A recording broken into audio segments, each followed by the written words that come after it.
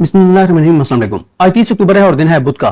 Justice काजी फाइज ईसा साबिक chief justice Pakistan, उनके साथ एक नाखुशगवार वाकया पेश आया है, क्योंकि आपको पता ही है कि पाकिस्तानी, चाहे पाकिस्तान के अंदर रहते हों या ओवरसीज पाकिस्तानी, उनके दिलों में काजी फाइज ईसा के लिए सेंटीमेंट्स क्या हैं। तो उनके साथ जो वाकया पेश आया है, पहले आप उसकी मुकम्मल वीडियो देखिए जो सामने आई है, फिर इस पर मजीद बात करते हैं।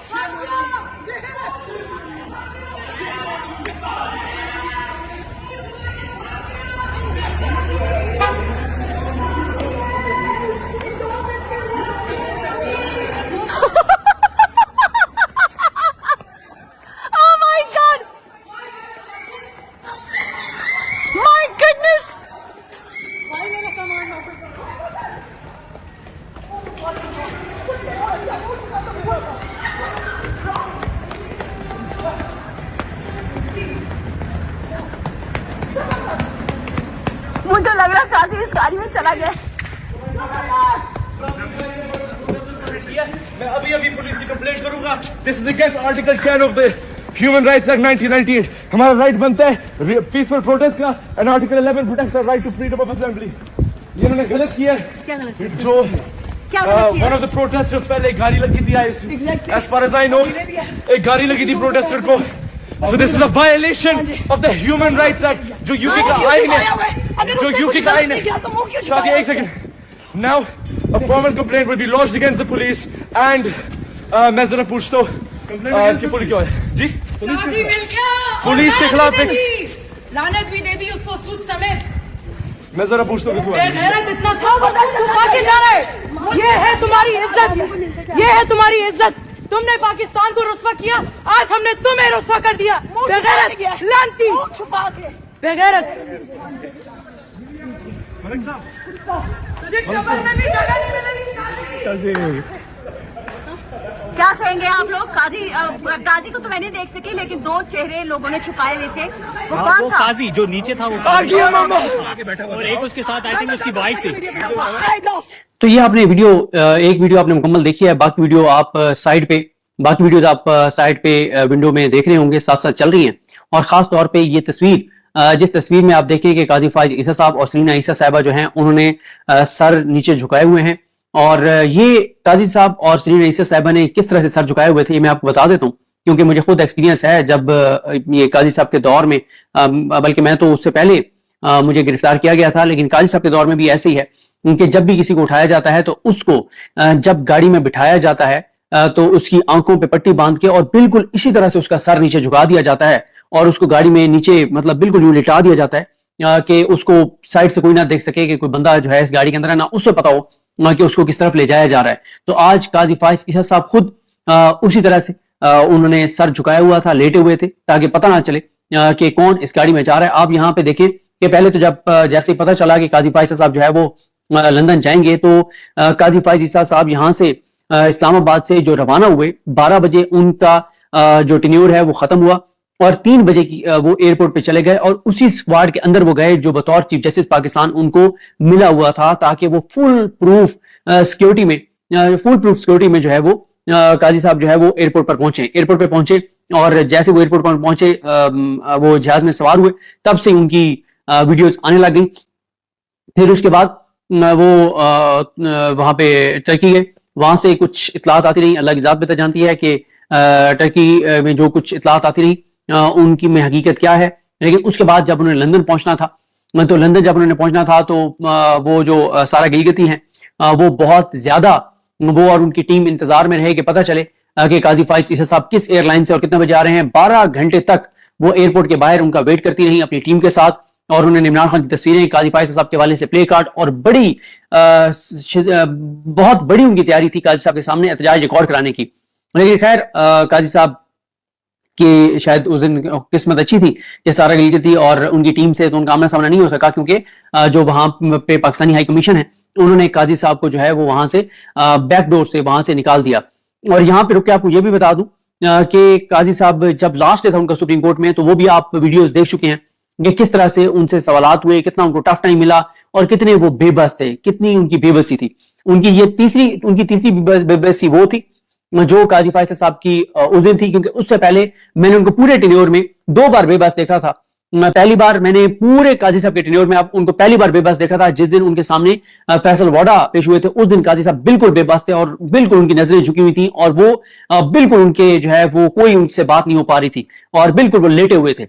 दूसरी बार उनको बेबस देखा गया था जिस दिन मुबारक सानी केस था, उस दिन वो बेबस थे। तीसरी बार उस दिन वो लास्ट डे उनका डे था सुप्रीम कोर्ट में, जुमे वाला दिन, जिस दिन उन्होंने वो मकबरे और कब्रों का इफ्तिताह किया, उस दिन उनकी बेबसी थी। और आज चौथी बार हमने उनकी बेबसी देखी है जब वो इस तरह से गाड़ी में सर झुका के लेट के और काजी साहब जो है वो जा रहे थे और भाग रहे थे। उनका आज भी जो है वो वेट किया शायान ने, उनकी टीम ने, उन्होंने वहां उनका वेट किया कि वो कब निकलेंगे। काजी साहब पहले अंदर बहुत ज्यादा इंतजार करते हैं कि किसी तरह से लोग बाहर चले जाएं, लेकिन उनके पास भी इंफॉर्मेशन पक्की थी कि काजी फैसल साहब अंदर हैं। जैसे ही और आप देखें ना कि जब गेट खुला तो उन्होंने पहले ही कहना शुरू कर दिया कि काजी आ गया है। इसका मतलब यह है कि तमाम लोग जो वहां पर आए हुए थे वो सब निकल गए थे और सबसे आखिरी गाड़ी जो निकली है वो काजी फाइज ईसा साहब की निकली है। अब आप देखें ना, इससे पहले एक वाकया आपको पता है कि वो जो हुआ था ये क्रिस्टीज वाला। अब आप देखें ना, क्रिस्टीज वाला जो वाकया हुआ उसको मैंने भी कंडेम किया था।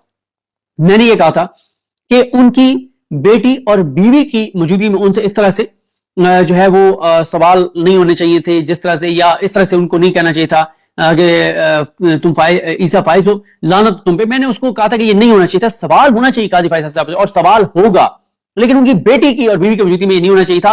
और मैं खुद ये समझता था, सच्ची बात यह है कि उस वाक्य के बाद काजी साहब जो है वो बदल जाएंगे। उस वाक्य के बाद काजी साहब जो है वो अपने हलफ से थोड़ा सा उसके मुताबिक चलना शुरू कर देंगे, थोड़ा सा एहसास कर। लेकिन काजी साहब मजीद ढिठाई और बेशर्मी के साथ और बेगैरती की हद तक काजी फैसल ने उसके बाद चीजें की और वो चीजें की जिसका नुकसान पाकिस्तान को और पाकिस्तानियों को हुआ। देखें, ये जो कुछ काजी फैसल के साथ हुआ है, इससे पहले मियां नवाज शरीफ के साथ हुआ है। मियां नवाज शरीफ साहब जो हैं उनकी भी एक जो ये वीडियो है, पहले आप मियां नवाज शरीफ साहब की भी एक वीडियो और सामने आई है मियां साहब की, जरा ये वीडियो देख लीजिए तो फिर बात करते हैं।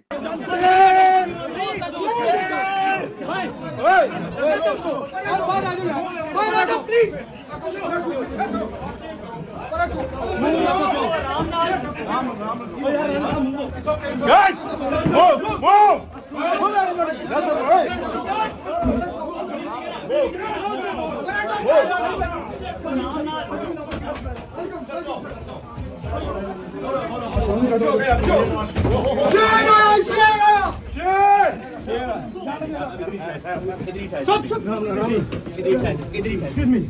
कोई आगे ना आएगा, कोई नहीं आएगा।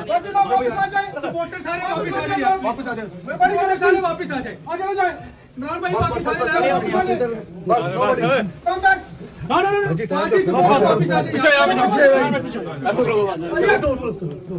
ये आपने देखी मियां नवाज शरीफ साहब की वीडियो, जो कुछ उनके साथ हुआ है। और ये तो एक वीडियो है, दर्जनों ऐसी वीडियोस हैं और लोग जो है वो उनके फ्लैट्स के अंदर घुसे हुए थे, चाहे वो उनके अपने थे या प्रोटेस्टर्स थे, ये नहीं पता।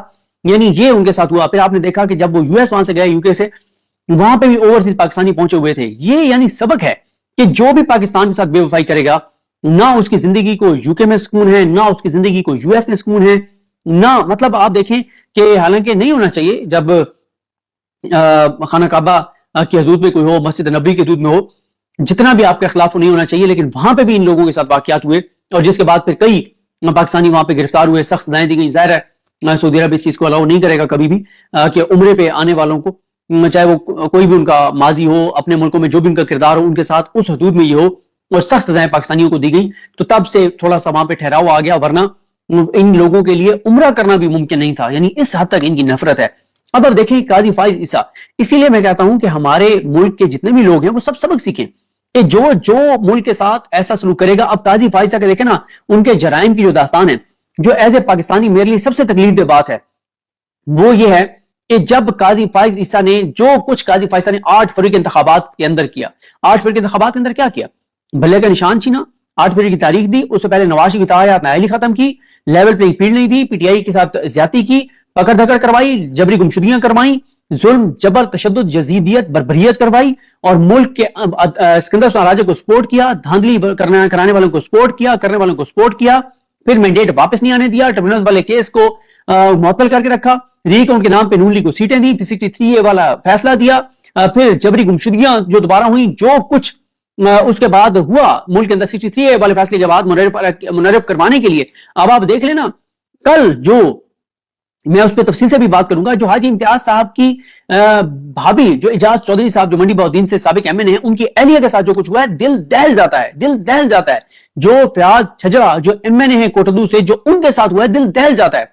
जो बाकी लोगों की फैमिली के साथ हुआ, जो आदिल बाज़ई के साथ हुआ, जो सादुल्लाह बलोच के साथ हुआ, जो इन सारे और दर्जनों PTI के MNAs हैं, ब्राइस साहब जो कुछ उनके साथ हुआ, शफकत अवान के साथ जो कुछ हुआ, इन सबके साथ जो कुछ हुआ, अवैस जखड़ की फैमिली के लिए जिस तरह से उनके लिए मुश्किलात पैदा की गई, लिया से MNA हैं, और यानी मेरे इस वक्त ज़हन में सारे नाम नहीं आ रहे जिन जिन MNA के साथ हुआ, ये वो जो जिन्होंने खुरम दस्तगीर को हराया था गुजरांवाला से, उनके साथ जो कुछ हुआ, और कितने मतलब MNAs हैं जिनके साथ हुआ। सनाउल्लाह खान मस्ती खेल को देख लें, मतलब PTI के MNAs के साथ जो कुछ हुआ उस 63A वाले फैसले के बाद, कोई मुहज़्ज़िब मुआशरे में ये हो सकता है?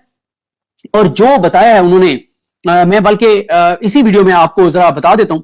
अब देखें ना कि हमें यह तो नजर आ रहा है कि काजी फाइज के साथ ये कुछ हुआ है, लेकिन हमें यह क्यों नहीं नजर आता जो कुछ कल उन्होंने इजाज चौधरी साहब की एहलिया ने बताया, और फिर ये तो इजाज चौधरी साहब मंडी बहाउद्दीन वाले हैं, और जो सेनेटर इजाज चौधरी साहब हैं जो कुछ उनके साथ हो रहा है वो भी आपके सामने है। अब जरा सुनिए, 2 मिनट में सुनिए, तो आपको as a Pakistani, as a इंसान तकलीफ होगी, आपको अजियत होगी सुन के। आप कहेंगे कि यार ये कैसा हमारा मुल्क बना दिया इन्होंने। कि उन्होंने बताया कि 11 अक्टूबर को नामालूम अफराद हमारे घर में दाखिल हुए, मुलाजमीन से मोबाइल छीनकर लिटाकर उनको मारते रहे, इजाज चौधरी और इम्तियाज चौधरी का पूछते रहे, एक मुलाजिम की नाजेबा हालत में वीडियो बनाते रहे, स्त्री से उसको जलाते रहे, उसे कहा कि जाओ और बाजी के रूम का दरवाजा खुलवाओ, यानी इजाज चौधरी साहब की जो एहलिया हैं उनके कमरे का दरवाजा खुलवाओ।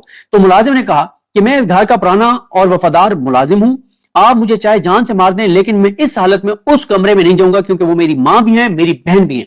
फिर उन्होंने बताया कि उस मुलाजिम की जवान बेटियां हैं, उसकी बीवी की डेथ हुई है, वो उसी घर में रहते हैं, उसको धमकी दी गई कि तुम्हारी बेटियों को तुम्हारे सामने ले आएंगे, उनकी तस्दीक की जाएगी। तो उसने कहा कि मेरी तस्लील मेरी बेटियों के सामने करने के बजाय मुझे चाहे गोली मार दो, लेकिन मेरे साथ ये ना करो। फिर वो कहती हैं कि दरवाजे पर उन्होंने पांव मारे, उसको तोड़ने की कोशिश की। 11 माह का मेरा बेटा और 9 साल की मेरी बेटी सोए हुए थे, मैंने जल्दी से दरवाजा खोला कि कौन सी करबला बर्पा हो गई हमारे घर में। मेरी बेटी को घुटनों से घसीटा गया, मेरे बेटे को बेड से घसीटा गया, मुझे सर से चादर के बगैर और पांव में जूते के बगैर नीचे वाले फ्लोर पर लाकर बंद कर दिया गया। मेरे बच्चों को 9 साल की बेटी और 11 माह के बेटे को अलग कमरे में बंद कर दिया। उनके रोने की चीखने की आवाजें मुझे आ रही थी। मेरे पांव पर अपने जूतों के साथ एक एहलकार जो है वो जोर डाल के खड़ा हो गया और कहा कि अपने नंबर से अपने खामिद को कॉल मिलाओ। मेरे नंबर से मेरे खामिद को कॉल मिलाई गई, मुझे गालियां देते रहे, जो कुछ मेरे साथ किया गया वो मैं बता नहीं सकती। और साथ मुझे कहा गया कि तुम्हारे बच्चों को ले जाएंगे। जो मेरे साथ सलूक हुआ वो बताते हुए मुझे शर्म आती है। मैं हाउस वाइफ हूं। 9 बजे से लेकर रात 1 बजे तक हमारे घर में ये सब कुछ किया गया। उसके बाद मैं इतने ट्रॉमा में रही कि मैं 2 दिन हॉस्पिटल रही। जाने के बाद जब वो चले गए जिन्होंने आके हमारे घर पे हमला किया था, तो कभी मैं एक अपने मुलाजिम को पानी पिलाती थी, कभी दूसरे को पिलाती थी, कोई इधर गिरा पड़ा है, कोई उधर गिरा पड़ा है।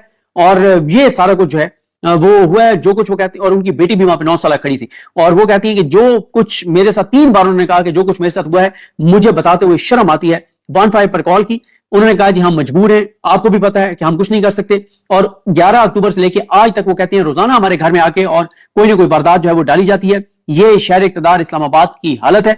और जब उन्होंने ये प्रेस कॉन्फ्रेंस की तो उनके साथ जो उमर अयूब साहब थे, सलमान कमराजा साहब थे, असद कैसर साहब थे, आमिर डोगर साहब थे, और सनाउल्लाह खान मस्ती खेल साहब, और फिरदौस शमीम नकवी साहब और अखुंज़ादा हुसैन अहमद थे। और बड़ी सख्त वहां पे उमर अयूब साहब ने गुफ्तगू की, सलमान कमराजा साहब ने गुफ्तगू की, शेख वकास अकरम साहब ने उसके बाद प्रेस कॉन्फ्रेंस की। देखें, एक बात बिल्कुल ठीक कर रहे हैं सलमान कमराजा साहब आजकल बहुत जबरदस्त एक बात करते हैं। वो कहते हैं मसला पीटीआई का नहीं है, ये बहसीत पाकिस्तानी हम सब का मसला है कि और मुझे याद है एक खिताब उनका अल्लामा राजा नासिर अब्बास साहब का, और अल्लामा राजा नासिर अब्बास साहब ने बड़े जबरदस्त दलाइल के साथ ये 9 और 10 मुहर्रम की दरमियानी रात उन्होंने जामे इमाम सादिक में एक खिताब किया था, जिसमें G9 में, जिसमें उन्होंने यही कहा था कि करबला का पहला सबक भी यही है कि आप अपने मुआशरे से कट के नहीं रह सकते, आप इररेलेवेंट नहीं हो सकते कि आप कहें कि मेरे मुआशरे के अंदर इंसानों के साथ मुसलमानों के साथ जो कुछ भी हो रहा है मुझे उससे कोई फर्क नहीं पड़ता, होता रहे। कम अज कम हम इतना तो कर सकते हैं कि हम किसी चीज को कंडेम कर सकते हैं। और कल मैं देख रहा था कि शाहजेब खानजादा के प्रोग्राम में आधा घंटा उसने इंटरव्यू किया है शेर अफजल मरवत साहब का, और एक लफ्ज नहीं बोला उसने इसके ऊपर जो हाजी इम्तियाज साहब की भाभी के साथ हुआ, एजाज चौधरी साहब की अहलिया के साथ हुआ। और हैरानकुन तौर पर शेर अफजल मरवत साहब ने भी कोई बात नहीं की। हालांकि पीटीआई से गई गुजरी मतलब कोई पाकिस्तान की गई गुजरी जमात भी होती तो उसका नुमाइंदा भी जब किसी टीवी चैनल पर जाता और उससे पीटीआई की अंदरूनी लड़ाइयों की बात होती तो वो कहता है यार तुम्हारा दिमाग खराब हो गया, तुम पागल हो गए हो, आज इतना बड़ा एक प्रेस कॉन्फ्रेंस हो गई, तुम उस पर बात नहीं कर रहे और तुम हमारी इंटरनल लड़ाई के ऊपर बात कर रहे हो। कोई हमारी इंटरनल लड़ाई नहीं है, एक मामले के ऊपर हम सब मुतहद खड़े हैं और वो है जहां पे इस तरह का सलूक किसी के साथ भी होगा, चाहे उसका ताल्लुक तहरीक इंसाफ से हो या ना हो। दूसरा जो बुशरा बीबी के साथ हुआ, जो इमरान खान के साथ जो हुआ, जो इमरान खान की बहनों के साथ जो कुछ हुआ, जो लोग अंदर हैं, यास्मीन राशिद साहब हो, एजाज चौधरी हो, उमर सरफराज चीमा हो, महमूद रशीद हो, 85 लोग जो दीगर हिरासत में, हसन याजी हो, हैदर मजीद हो, उनकी आप बात करें। मतलब पीटीआई के उन लोगों को दाद दीजिए, उनको कोई तमगा दीजिए, उनको कोई आला एहसास से नवाजिए, उनको अप्रिशिएट कीजिए, उनको शाबाश दीजिए, जो कल भी टीवी चैनलों पे जाके और पीटीआई की इंटरनल लड़ाइयों के ऊपर जो है वो बात कर रहे थे, बजाय उन चीजों पर बात करने के जिन चीजों पर बात होनी चाहिए। तो ये पीटीआई की हालत है। फिर पीटीआई पे तनकीद करें तो कुछ लोग खड़े हो जाते हैं कि जी फलाना पारी की वारदात डाल रहा है तो फलाना पारी की वारदात डाल रहा है। मतलब इससे ज्यादा शर्मनाक बात क्या हो सकती है कि जिस दिन पीटीआई के ये हाजी इम्तियाज की भाभी की प्रेस कॉन्फ्रेंस में बात होनी चाहिए और शाहजेब खानजादा उसी प्रेस कॉन्फ्रेंस में से एक क्लिप निकाल के अपने नैरेटिव के हक में इस्तेमाल कर रहा है, वो चला रहा है, लेकिन वो प्रेस कॉन्फ्रेंस क्या थी, क्यों थी, क्या थी, उसके ऊपर बात नहीं कर रहा। और पीटीआई के लोग भी वहां जाके पीटीआई की इंटरनल लड़ाइयों के ऊपर इंटरव्यू दे रहे हैं। तो ये पीटीआई के इस वक्त हालात हैं और सूरत हाल है। ऐसे लोगों को अगर पीटीआई का कोई बंदा जाके और वहां पे जाके और पीटीआई के अंदरूनी मामला पे, जब इमरान खान साहब ने कैटेगोरिकल कह दिया कि इंटरनल मामला पे कोई बात नहीं होगी, तो आप कहेंगे जी कोई हमारी इंटरनल लड़ाई नहीं है। एक जाहिर है इमरान खान साहब के साथ राब्ता मुनक़ता हुआ, एक क्राइसिस खड़ा हो गया, वो चीजें अंदरूनी तौर पे खिलाफात भी हुए, अब खत्म हो गए, असल बातों पे, इश्यूज पे बात करें, उस पे बात नहीं है। और मजे ले लेके तहरीक इंसाफ के रहनुमा जो हैं वो इंटरव्यूज दे रहे हैं इसके ऊपर जो पीटीआई की इंटरनल लड़ाई है। तो ये जहां पे हालत होगी पीटीआई की, तो आगे फिर इमरान खान बाहर ले आए आप इनकलाब, ले आए आप तब्दीली, गिरा दिया आपने इस हुकूमत को, जहां पे आप लोग खुद इस हुकूमत और इस निजाम के पर्पस को सर्व कर रहे हैं, जब आप पीटीआई की इंटरनल लड़ाइयों पे इतने लंबे लंबे इंटरव्यूज दे रहे हैं और आप इस चीज पे बात नहीं कर रहे जिस चीज पे बात करनी चाहिए। लेकिन खैर देखते हैं जी चीजें कैसे आगे बढ़ती हैं। मुझे अपनी दुआ में याद रखें। हम सब कामिल नासर। अल्लाह हाफिज।